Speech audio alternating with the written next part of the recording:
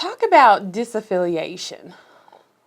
Help people understand what that is and how that affects the church coming out of General Conference 2019, David. All right, good question. Coming out of General Conference 2019, there had to be a way for churches that disagreed with what happened at General Conference to basically be able to remove themselves from the United Methodist Church. This was a graceful exit, as we called it at one time, but the petition became known as disaffiliation. So what happens is if a church says in their resolution that they are not happy with the stance taken on human sexuality by GC 2019, then they can disaffiliate. Disaffiliation occurs by having a church conference where 2/3 of the professing members vote to disaffiliate from the United Methodist Church. Now, when they make that vote, then the process would simply be they would make their pension payment. That's that covenant agreement payment that we talked about. They would be required to pay 2 years of the mission shares for both conference and the district, and upon payment of that, then the church will receive a document, a legal document, that signs over the trust clause, removing it from the deed, and they're able to take all their assets and walk away. This is totally different than a situation where a person decides to leave the denomination by surrendering their membership. Now, that's what happened prior to General Conference 2019.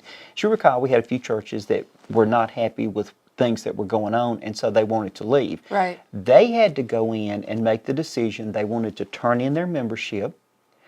The trustees then received the property after the superintendent and cabinet closed the church, and then the trustees could dispose of the property according to the discipline to whoever was interested in buying, including that church that had disaffiliated, and it really was a disaffiliation after they had surrendered their membership prior to General Conference 2019, and they had formed them a new church. And so they were able to buy the property, but they had to pay fair market value for the property, the assets, the personal property, as well as cash in the bank and everything involved. Mm-hmm. And so if a church closes because they, for any reason other than the human sexuality, that's the process still. General Conference did not change that. Okay. Only if they disagree with what happened at General Conference 2019 can they truly disaffiliate.